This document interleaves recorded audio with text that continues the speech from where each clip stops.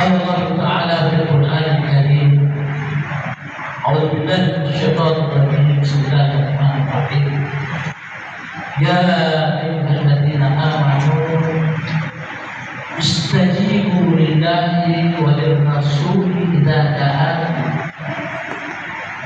لما يحييكم واعلموا أن الله يحول بين المرء وقلبه وأنه إليه تحشرون.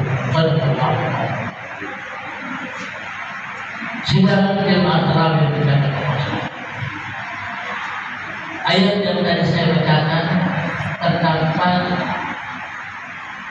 di dalam surat Al-Anfal pada ayat 22. Ada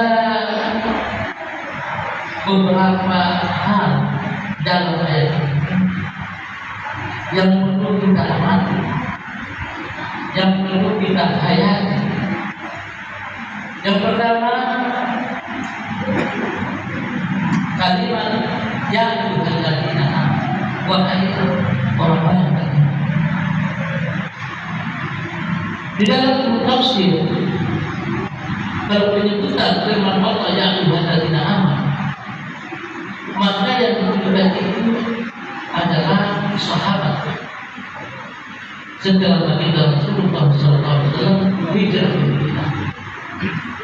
Jika Rasulullah hijrah ke Madinah, beliau berdiri di Madinah, maka ada ayat yang memanggil para sahabat baginda Rasulullah dengan lafaz ya ayyuhalladzina amanu, wahai orang-orang. Tetapi sebelumnya, ketika beliau berada di Mekah, ketika masyarakat di Mekah dipanggil, maka Allah akan memulai dengan ya ayyuhan nas, wahai manusia. Karena banyak mereka belum beriman. Bahkan yang beriman ketika Rasulullah hijrah ke Madinah, orang Mekah dan ke Madinah. Karena orang Madinah sebelum hijrah baginda Rasulullah 3 tahun itu sudah muslim, sudah Islam.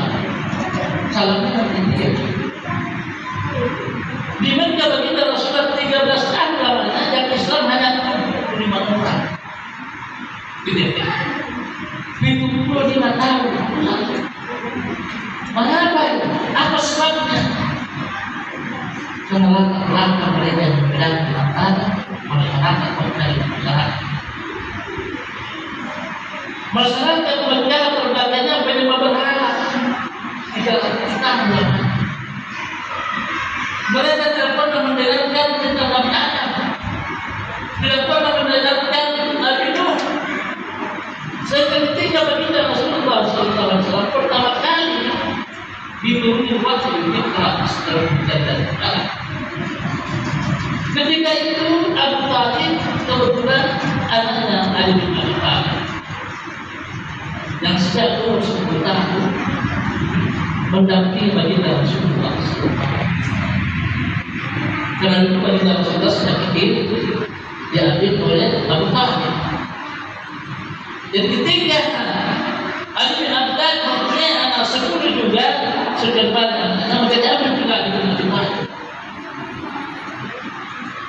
Orang tuanya bertanya, ditulis ini kawan Tuhan. Bertanya kepada anaknya Ali bin Abi Thalib,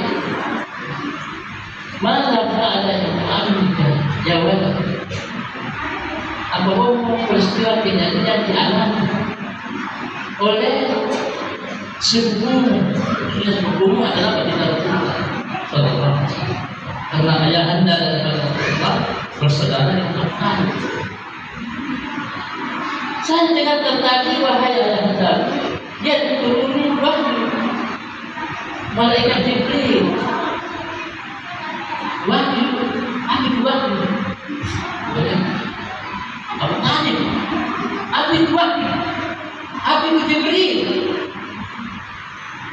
Katanya Sayyidah Khadijah bahwa wahyu itu yang pernah diturunkan Nabi Musa alaihissalam menurut keterangan pamannya Waraqah Naufal. Jadi hanya satu orang saja yang bertemu dengan Nabi Muhammad. Pertama dalam artinya penjalan daripada agama nenek moyang Nabi Ismail alaihissalam. Mana Nabi Musa?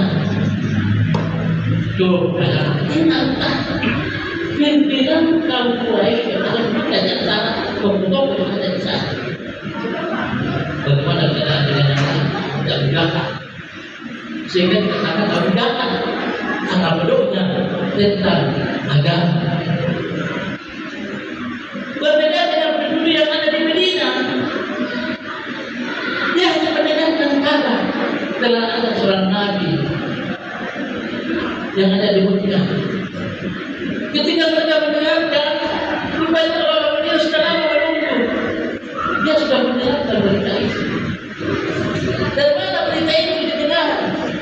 Dalam kitab Taurat.